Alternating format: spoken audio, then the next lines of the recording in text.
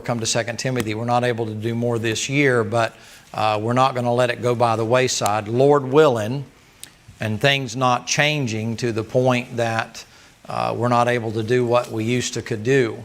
But you're seeing those times begin to narrow down or become more focused, I guess you might say. 2 Timothy.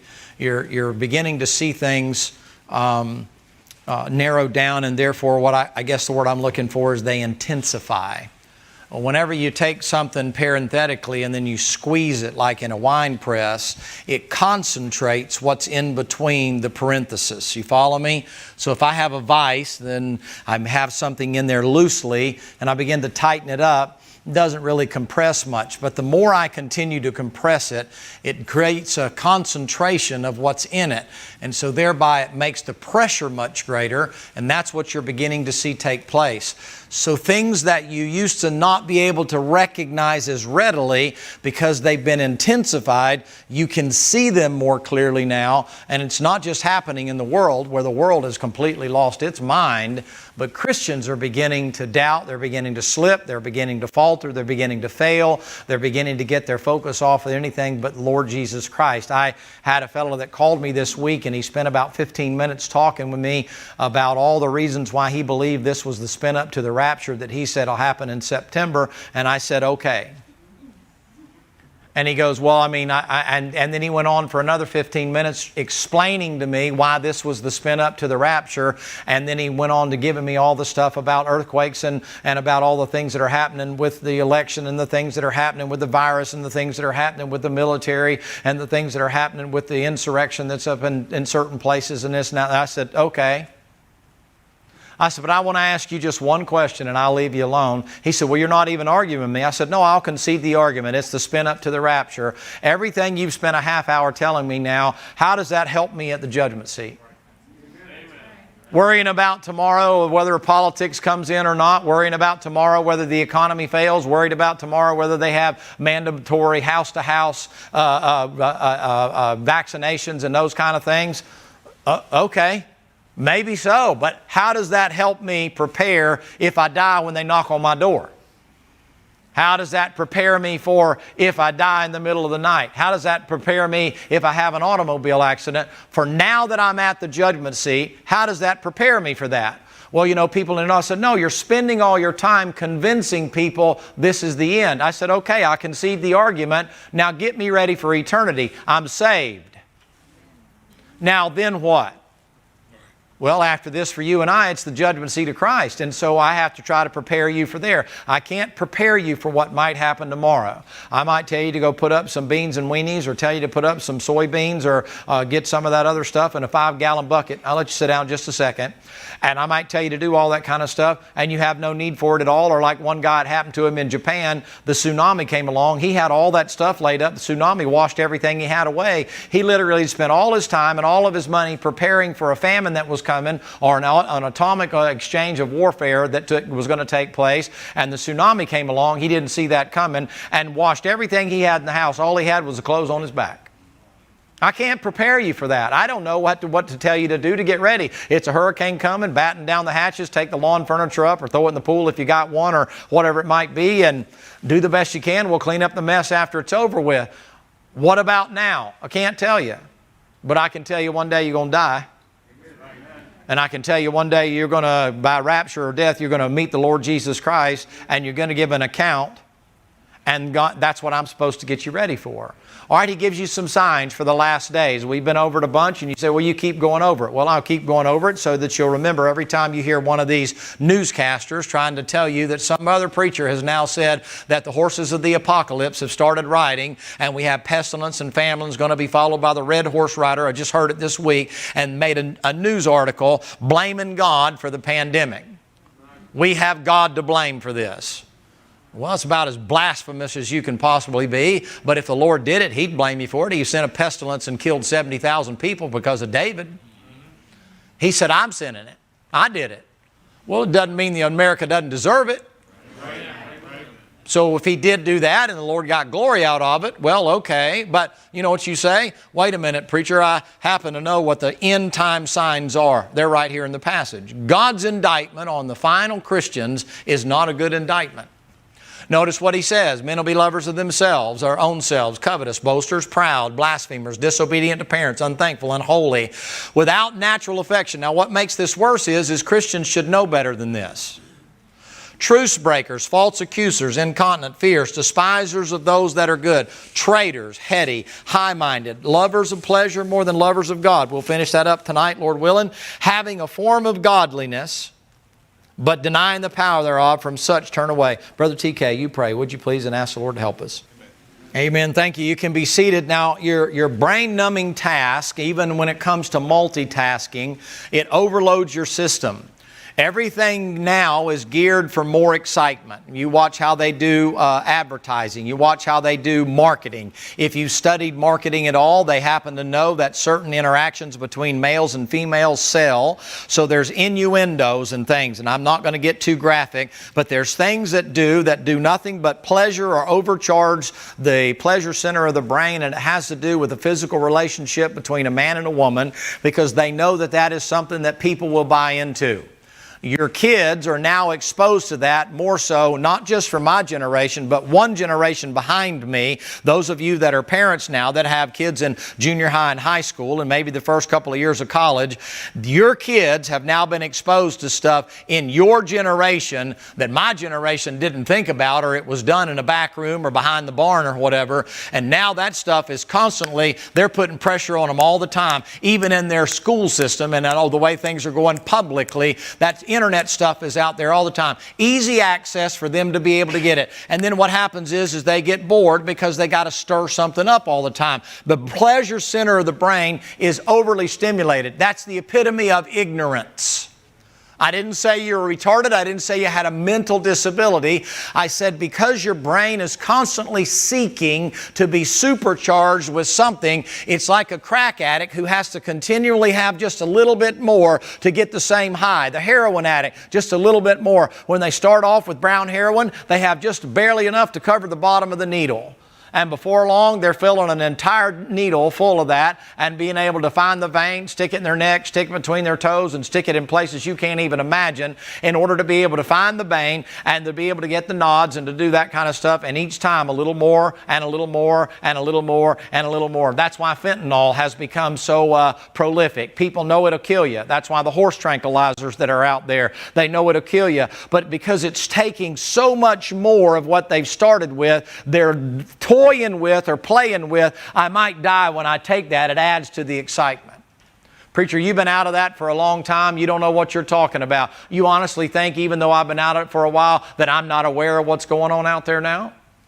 But it's not just the drugs anymore, ladies and gentlemen. It's the stuff that comes across that box that's in the glass toilet that's in your living room. The stuff when you're sitting there on that computer all the time. The stuff that you got in your hand. That stuff is around you all the time. Nowadays, you just get in the car and you talk and you ask your car, turn on so-and-so. And the next thing you know, it's hip-hopping, bebopping, and you can watch a video while you're driving down the road. You can't get away from it at all anymore. You say, why? They know that, you got to have a fix. You got to have a fix. You got to have a fix. You get up in the morning and instead of grabbing a cup of coffee or sitting down, get a glass of tea or whatever you get in the morning, and sitting down and just having a little bit of time, you hit that ground running, and the first thing is Fox News, CNN News, Weather Channel, I got to watch this, I got to watch that, and you're running 100 miles an hour before you even nourish your soul. You got to find out what's happening out there in the world. Then you jump in your car and you listen to the news all the way down there to work, and you get out there, did you hear, did you hear, did you hear, did you hear? And they're doing this and they're doing this and they're doing this. They got you jacked up. You got your fix. You come home in the evening time and you have death for supper. Used to family time, at least at my house. When I grew up, when Daddy come home from work, Mama would have dinner ready and we'd sit down, go wash your hands, boy, and we had to comb our hair before we could come to the table. I know that's probably an old thing, but we had to comb our hair before we came to the table. And you come in there, you don't come in there looking like something the cat drug in. You don't come in your t-shirt and your shorts and your sweatpants and all that kind of stuff. You don't have to dress formal, but you clean up before you come to the table. Put a shirt on, boy. Put a shirt on, boy. Comb your hair, boy. You look like Dennis the Menace. The cowlick sticking up here like this and all that. Go get you a comb and some water, boy. Wash your hands and wash your face before you come to the dinner table. You sat down at the dinner table, with the exception, because my dad pastored some large churches, with the exception of an occasional emergency phone call. That was a time where people sat there, turn off the cotton picking television. Nowadays, you don't eat a meal without media going all the time. You can't walk through an airport without media going all the time. You can't walk through a school system without them having something, even if the noise isn't going. They're showing you pictures all the time. That's even more dangerous because you're filling in the blanks in and of yourself. I'm trying to tell you, you're overstimulated. So I didn't give you the positive side of things. Look at Luke chapter number 9. Preacher, what should I do? How do I get it under control? I'm a lover of pleasure. Why? You're addicted to pleasure. Now listen, that's a normal human response. I realize I was a little hard on you this morning. It is not normal for you not to want pleasure unless you're Ted Bundy.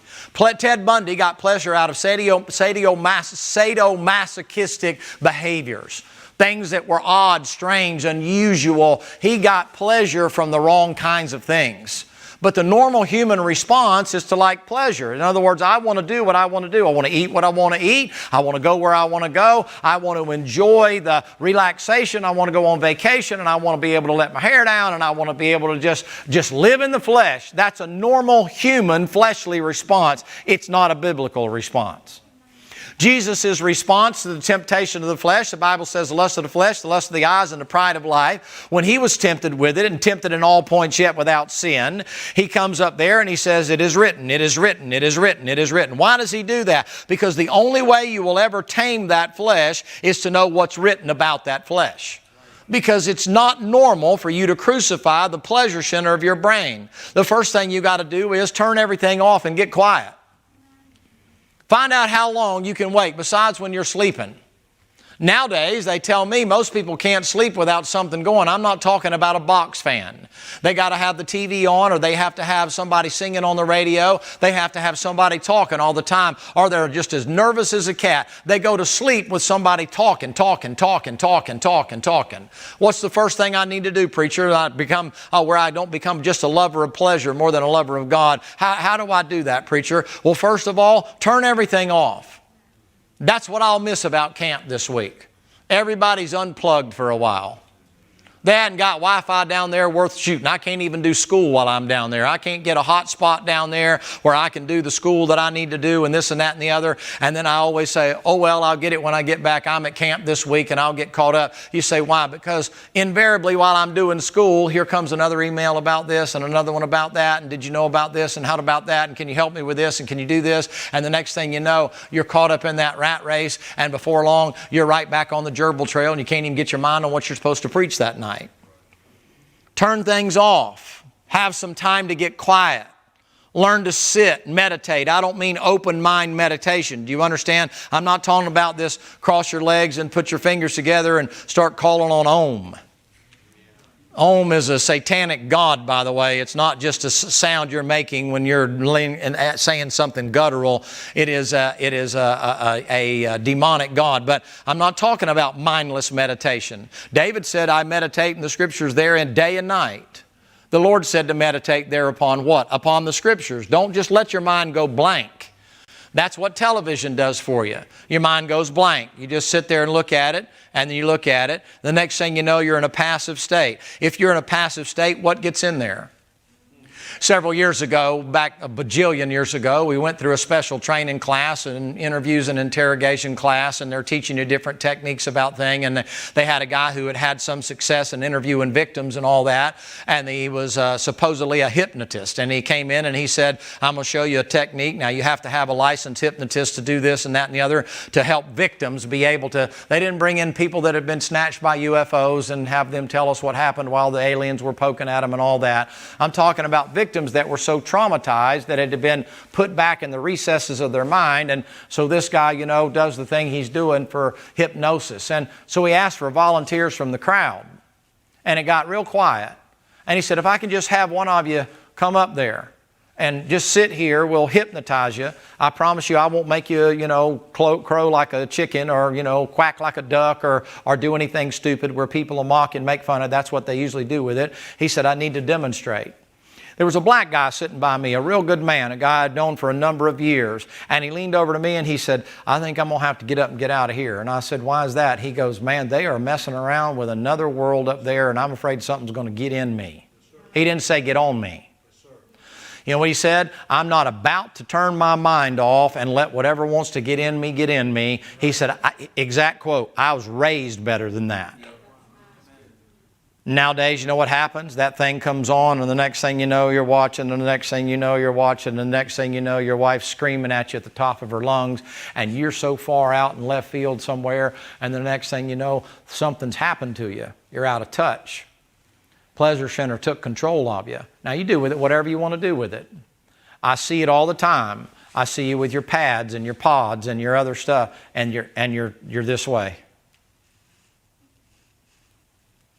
I can't stand it. It bothers me. I get on the plane and I have grown men sitting next to me playing Candy Crush.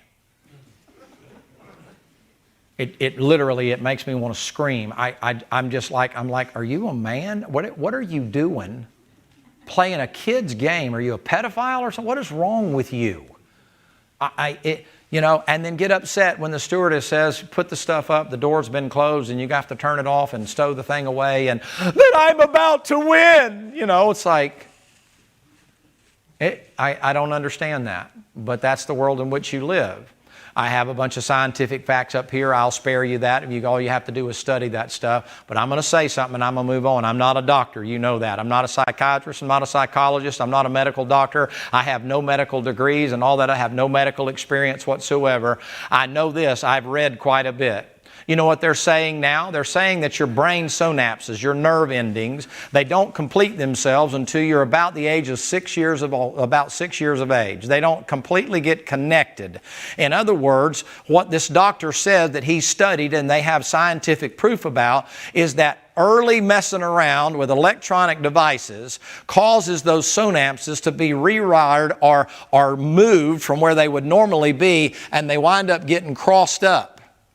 They have said their study proves that ADD and ADHD have been greatly improved or enhanced, and more people have it now because they're messing with electronic devices and that constant flashes of stuff. Anybody? No, I shouldn't ask you that question. It may embarrass you publicly. If you've ever had seizures or stuff like that, do you know what they do to try to trigger the seizures, especially if you're a pilot? Do you know what they do if you have a kid that has seizures? You know what they do? They put you in the room, they turn off all the lights, and they turn on strobes. And they turn on different colored lights. And you know what happens? Those things go, you know what it does? It can trigger a seizure in your brain. And you think your kid's playing with that doesn't cause them, all preachers against television, TV or not TV, that is the question, all that kind of stuff. No, I'm trying to give you a warning. I'm trying to tell you, scientists tell you that. Now, I don't know if this is true or not, but they say that the big boys that have the computer companies, they won't let their kids, including Mr. Appleman that died of cancer and all that other, they said they wouldn't let his kids touch the devices, wouldn't even let them carry it around. And it wasn't just because of the 5G and the Wi-Fi. It was because what they knew it did to the brain. It rewires your brain. But it makes a great babysitter, doesn't it? So much easier to hand them that if they just shut up and be quiet instead of crying for mom and dad, because then you might have to actually give them some attention. So now you get attention deficit disorder. You say, why? There's not something constantly popping them. Do you know what just recently came out? I don't know whether you're involved in all this or not. I don't even know if you know about it. I hope this is at least of some interest to you at all. You know what's being said by the great educators in the state of Florida? They're saying that you don't get a quality education online. Amen. That's written by the professional educators. Look, they're not looking because I need kids to be here to have a job. They can teach online. You know what they said? If you care about your kids, get them off that stinking computer and get them in the classroom, because God intended for them to be taught one-on-one, person to person, not with you being taught on some kind of a screen. You just have a robot teach them. Yes. Get them off the tape.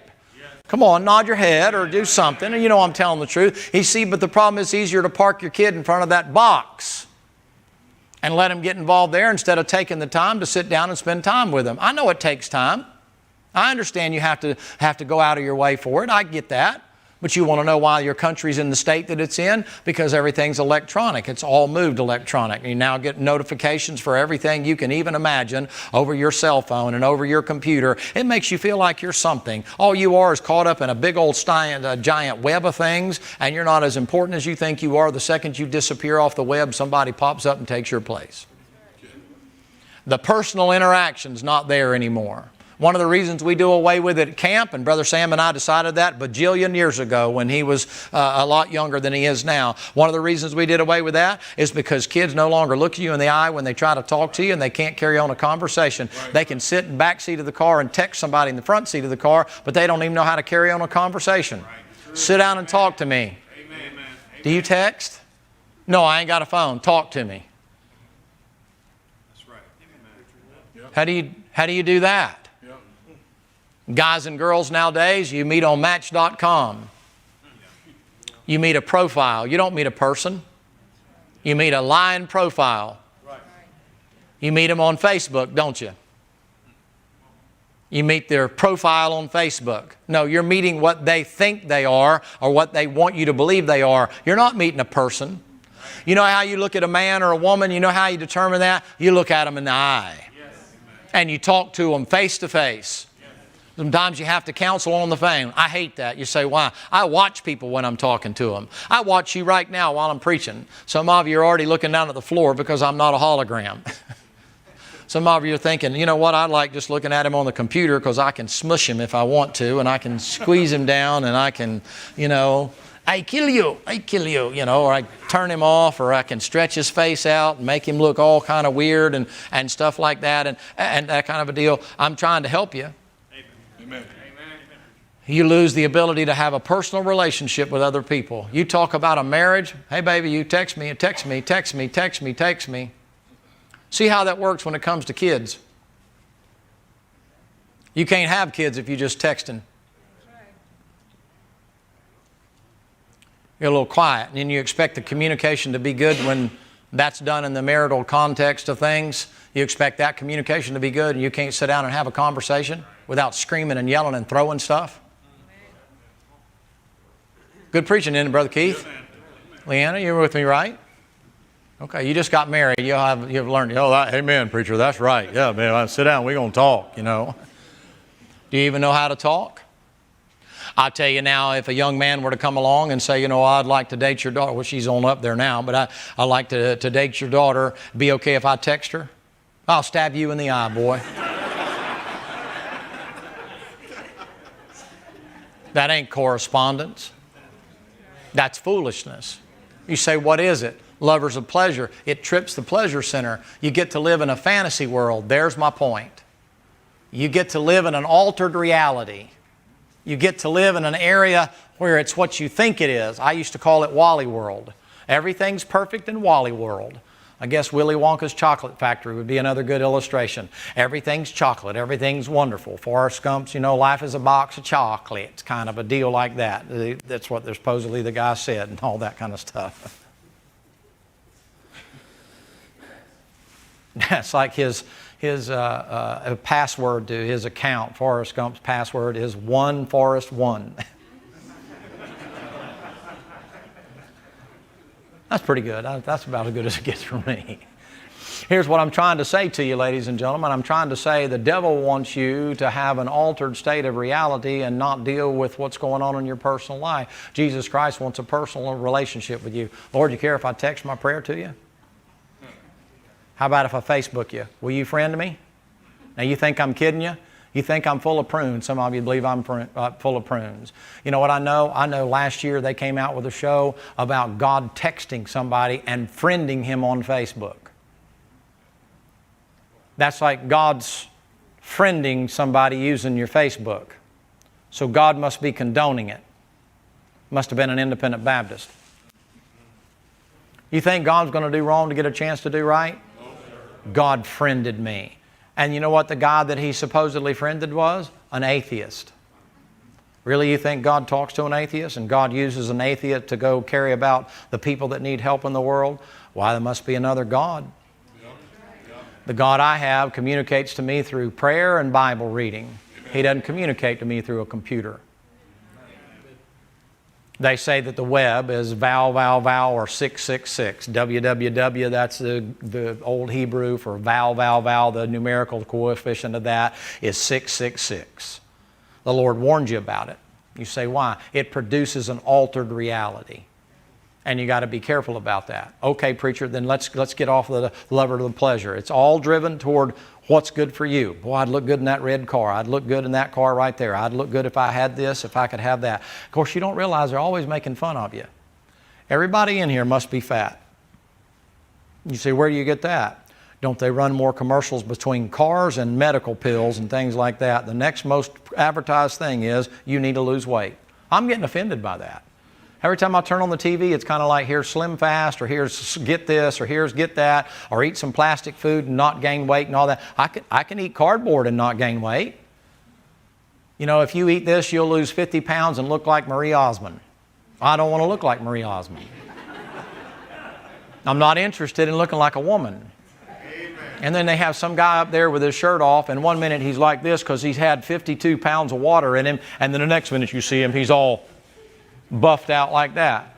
That's false advertising. Whatever heard it. I'd like to just one time go, I got a real picture of that guy. That's not who that guy is. I'm for you being in shape. I'm for you, but come on, cut it out. It's advertising. It's false advertising. So what do? Turn it off. Second of all, let's take a biblical approach to it, and there's no other way for me to tell you what I'm about to tell you other than what I'm going to say, because the hypothesis is you worship pleasure more than you worship God. That's the truth is. And if I want to stop that, I have to figure out a way to stop the pleasure. Look at verse 23 if in Luke chapter number 9. Luke chapter number 9, 23, and he said unto them, all. How many? He said unto them, all. That's all inclusive. If, choice is yours, any man will come after me, let him deny himself and take up his cross. How often?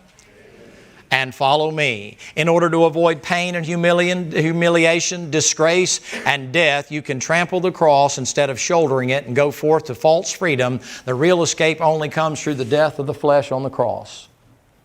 But if you want to avoid it, you still have that choice. The way of the cross leads home. That's not just for salvation. It's the way of the Christian life. To obey daily the will of God, or God's will bring fresh pain and shame and agony in a voluntary embracing of the path of the cross, which exposes yourself to a fresh denial or disgrace and death. Paul says in 1 Corinthians 15, I die daily. And Paul didn't even have a computer. You want a happy life in Christ? You want to have fellowship with Jesus Christ? The only way you'll have it is to walk in the Spirit, not walk in the flesh. That means one or the other's got to go to the cross. How do I get that control? How do I get that pleasure? He doesn't say you can't have pleasure. As a matter of fact, He tells you in the passages, He said, God hath given you all things richly to enjoy. God's given it to you. Enjoy having it. Enjoy the benefits that He's given you in life. Enjoy the house and the car He gave you. Enjoy the fishing rod and the reel and the rifle and the boat and all the other kind of things. But make sure you keep it in balance and don't fall in love more with it than you do with Him. Amen. That's the key. It's balance. It's not getting too carried away with it. Well, preacher, listen, you want to make sure that you keep, I don't care if it's sports. You like sports? No problem. I don't have any problem with sports as long as it's not underwater basket weaving or something. You can drown doing that, they tell me. But if you like sports, that's fine. But should I be playing sports when I should be in church? I don't know. You answer that. I can't answer that for you. But sometimes we love the recognition and the pleasure that sports brings us. Catching the fish, shooting the deer, killing the squirrel, more than we love being with the Lord. Listen, I know it's not easy to come back on a Sunday night. You kidding me? Sunday night, man, when you'd rather be getting ready for tomorrow, you'd rather be kicked back watching something on the box, man, having an RC and a moon pie, and being able to just kind of, have a cupcake and a cup of coffee and some cookies and some ice cream and magic shell or some key lime pie, if you can ever find that anywhere anymore, good one. But at any rate, you want to be able to do that stuff, and the Lord says, hey, come on back to church, and the devil says, man, you had enough church for one day. That guy went off like a Scud missile this morning, man. He just absolutely, you thought he was Saddam Hussein reincarnated, man. He just pushing buttons and sending missiles everywhere. I mean, my Lord have mercy, man. I had enough to last me for a month. I don't need to go back. And the Lord said, if any man will follow me, let him take up his cross. You know what most of you had to do tonight? You had to pick up your cross. I can't imagine what it is to drive a motor home up here and park in the parking lot just to be able to come to church. Don't tell me that don't require a crucifixion. You say, yeah, well, they're camping out. Have you seen the view back there? For a lake, we got a retention pond with whatever that stuff is in it. It's not a drain field, but it's a retention pond. And then they're looking in the back of people's houses. And a dirt foundation building plan. Baby, look at that in the fields are white unto harvest. Doesn't that look beautiful out there? Let's set our chairs out here and have a barbecue and let's look at the building pad. Look at that rebar sticking out of that ground. Ain't that beautiful? It should really be. I wish Matt would get some leaves and put on that rebar and, maybe. But they did it. I know it cost you to be here. I know it's hard for you. I don't take it lightly. I appreciate it. I really do. I especially appreciate it of you kids. Us old people, we're just well sit here and rot as we would sit at the house and rot. But you young people, it gets hard to do. I appreciate it. I'm trying to catch all of you to let you know there ain't somebody that I miss out. I appreciate it. It means a lot to me. It helps me. It encourages your youth pastor. But here's the bottom line. If I'm going to follow the Lord, don't ever get in this idea in your mind that it's going to be easy to do. You got to make some choices. Hop on an airplane, fly all over the place to be able to preach. Why don't you just take that easy? Got to take up a cross. A cross is never easy. You think the cross of Christ was easy?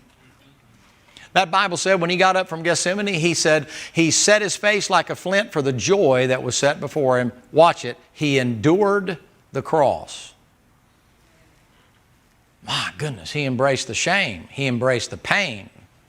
He embraced the Father having sin put on him and paying the price as a man pays the price in hell, and have the Father write about him in Isaiah 53, it pleased God to bruise him.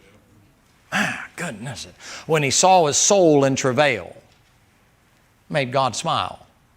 That's my boy. Look at him down there, suffering. That's the price of being a Christian. You say, what does it do? It kills the pleasure center. It kind of brings you to have a come to Jesus meeting. It's kind of like, okay, it's time to get to work. Not time to play, my daddy used to say. This ain't time to play. You're going to get hurt playing. We have another time to play. It's time to work right now.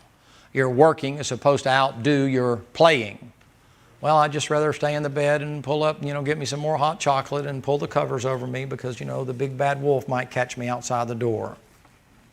No man's a hypocrite when it comes to pleasures, if they're his pleasures. God says to you, listen, I didn't tell you you can't have pleasure, but when that pleasure overrides me, you love it more than you love me. You give it more time than you give me. You think about it more than you think about me. You affectionately dote on it more than you affectionately dote on me. We got a problem. He's what he warned you about. All right? Verse 24. For whosoever will save his life shall lose it, but whosoever shall lose his life for my sake, the same shall save it. For what is a man advantaged if he gain the whole world and lose himself or be cast away? For whosoever shall be ashamed of me and of my words, and of him shall the Son of Man be ashamed of him, be ashamed when he shall come in his own glory and his Father's and the holy angels. That has to do with the second coming of Christ. But you know what he says to you at the judgment seat of Christ? Come to 2 Corinthians 5. If you don't know, I'm going to show you. Truth be told, as harsh as it might be, the pleasure seekers have another God ahead of the main God. The idol in their life is their self-pleasure. So the Bible preaching is intended to separate you from your flesh, even though you're already cut away in Colossians 2. And to resist the truth of that, ladies and gentlemen, is to resist God's truth that's trying his best to help you out. But if you won't listen to what he has to say, then guess what he'll do? He'll put the label on you. Yep, he loved God. He loved God, but he loved pleasures more. Do you remember when you first got saved, nothing could keep you from the Lord? Do you remember those days when you got saved and you would witness to a fence post? You weren't embarrassed at all. You were so glad to be saved. You might have even been a little snot, a little rug rat, or whatever it might have been. But man, you were so glad to be saved. You couldn't hardly stand it, man. It was the greatest thing in the world. What happened to that? More times than not, pleasure gets in the way, more so than just outright sin gets in the way.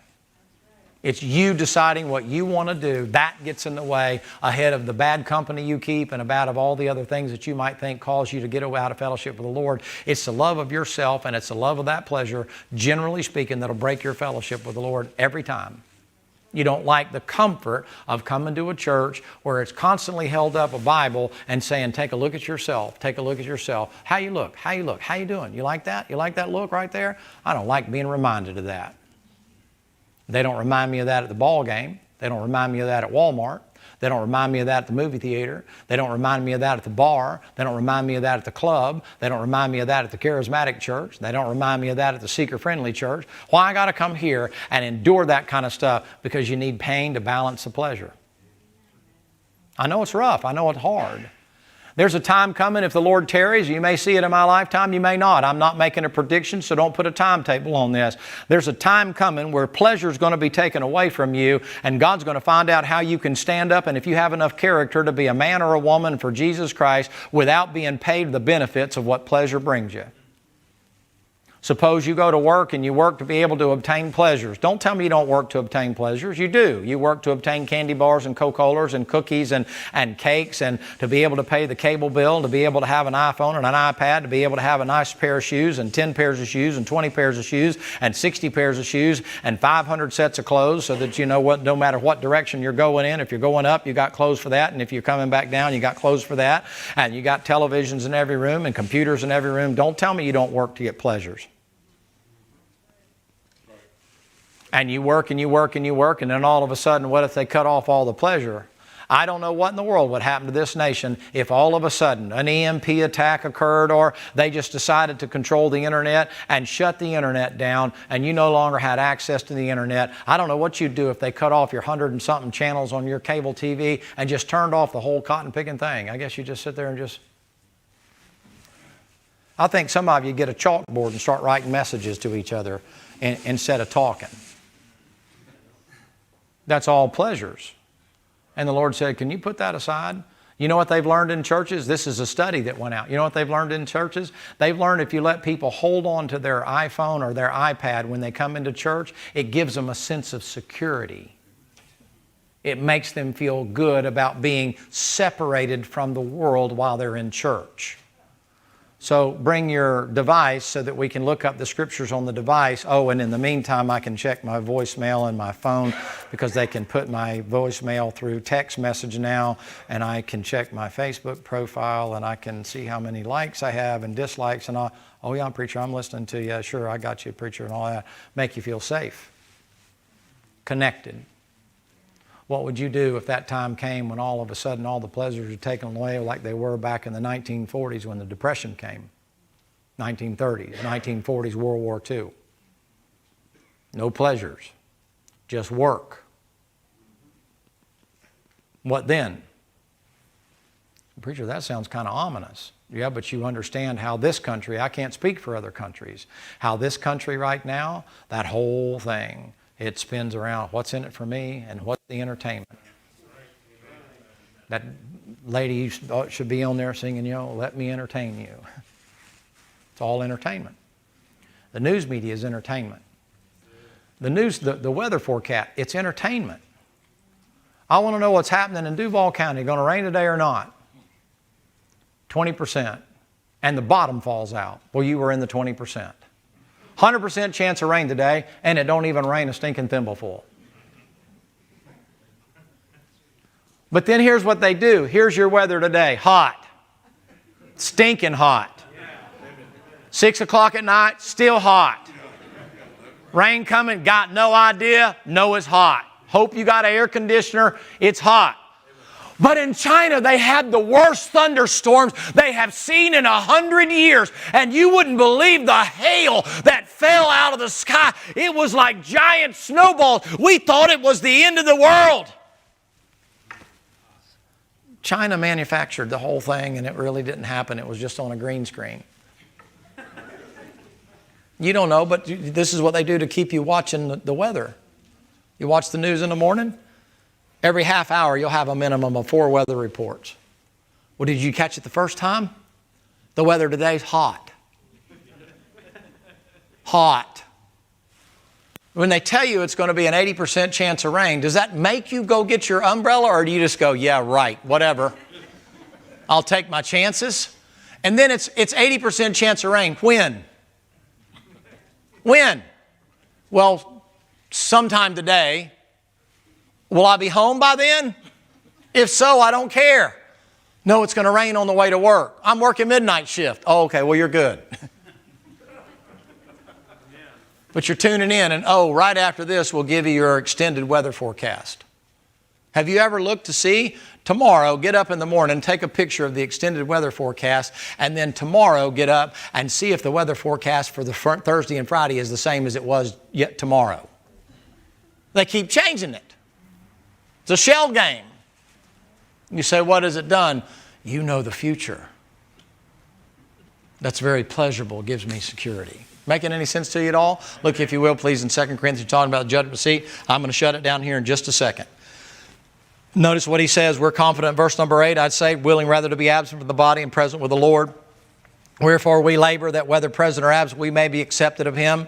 Has to do with the rewards of the judgment seat of Christ, not your salvation. You're not working for salvation. Verse number 10, for we must all appear before the judgment seat of Christ, not the great white throne judgment, that everyone may receive the things done in his body according to the he hath done, whether it be good or bad, knowing therefore the terror of the Lord. Can I ask you a question? Come to Philippians 3 quickly. Philippians chapter 3. Can I ask you a question? If the Lord said there's a terror at the judgment seat of Christ, what in the world good does it do you to take care of or pamper your flesh all the time? Philippians chapter number 3. Come all the way down, if you will, please, to verse number 18. I gave you this the other night. This is why they despise them that are good. Verse 18. Many walk, as whom I have told you often, and now tell you even weeping, that they are the enemies of the cross of Christ, whose end is destruction, whose God is their belly, whose glory is their shame. What is their reason? Who do what?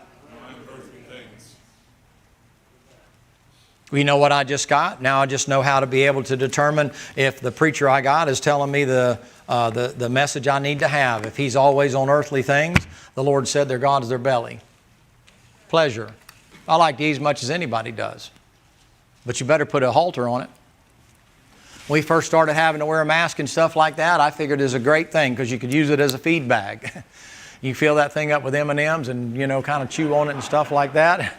Just be careful. Don't have spit back and that kind of thing. But you need an M&M. You just kind of, get you one up in there and you can eat them for a while. Nobody knows. I mean, they got no idea what you got. It makes a nice little feed bag. But you know what you better do? You better, with all the pleasurable things that are out there and all the dainties that are out there and all the stuff made of sugar, that's good stuff and it's wonderful. You know what you better do? You better control it as much as you control steak and broccoli. You can't just have a steady diet of one thing. Well, I really like it. I really like it. You better put a balance to it. You understand? You say, why? Your body is built to enjoy pleasure. It just wants to have pleasure. It just enjoys pleasure. We're gluttonous when it comes to those things. Those are the kind of things, ladies and gentlemen, that if you're not careful to keep a halter on it and keep crucifying that flesh, you know what will happen? Before long, you know what will happen? You'll begin to make decisions in light of what you want instead of what God wants. And somebody will come to you and Brother Sam will say to you, hey, could you do us a favor and next week can you sing a special? Well, preacher, I'd like to, but we got a game. I'd like to, but we going fishing. I'd like to. I've got such a great harvest, build bigger barns. But tonight, now you can do with that whatever you want to do with that. But you might want to check yourself. I can't make the determination. I can't live for you. I got to keep my own backyard clean. But all of a sudden you start making changes and somebody asks you, you check in your mind instead of an opportunity to serve the Lord and do something, you begin to think, now is this going to impact me? And what's going to be the ramifications and what's going to do to my business and how's it going to impact that? And is it going to affect my travel plans? And is it possible that I might kind of get embarrassed a little bit by that thing? And would I have to make a commitment? I mean, can I work that in? Do I have any time to serve Jesus? I mean, after all, I don't know that I have time. Now, I'm a pretty busy fella, and you're asking me to come on a Sunday night to work with some kids and stuff. Yeah, no, thank you. Okay, no problem. Back in the old days, and I'm done, back in the old days, they would have you sign, Brother Larry, you might remember this. I don't know if you had it up there where you came from. Some of you old timers remember this. It didn't matter if you joined the Methodist church or the Baptist church or Episcopalian, whatever, it didn't make a difference. They had you sign a covenant. And what you did, you remember it, Brother Ernie, you have a sign of covenant. They say you won't do this and you won't do this and you promise to do this and you promise to do that and you promise and so on and so forth, and you sign your name. Of course, it's like paying 10 to pin the tail on the donkey. It doesn't make any difference, but you signed that, and that was your commitment, and that was what you had to do before you joined the church, because you didn't want to bring a reproach on the church. And so if somebody saw you at the movie house, or somebody saw you out in a pair of shorts, or somebody saw you doing something they didn't think was right, the Bible-believing police went and reported you to the Baptist Pope, and they brought you in there, and they said, you promised to do so-and-so, and you promised to have the Inquisition back there and put you in the hot seat and peel your fingernails off and punish you because you embarrassed the church. And so they had people making commitments to a church instead of commitments to Jesus Christ. You make the right commitment to Jesus Christ, you don't have to sign the bottom of a commitment card or sign a covenant or anything else. You know what you'll do? You'll say, I want the cross. I want the cross. It's going to cost you something. Kids, if there was one thing me and Brother Sam could get across to you, and the men in this church and the older women in this church could get across to you, it would be this. Understand that Christianity ain't for sissies. I didn't say being saved. Being saved for anybody. But if you're going to be a Christian, I hate to tell you, you're going to bear some whip marks, you're going to bear some nail prints. That's just part of the Christian life. It's going to cost you something. I know preachers don't tell you that anymore nowadays. You can be saved and live how you want, but if you're going to be a Christian, it's going to cost you something. Let's stand together and be dismissed.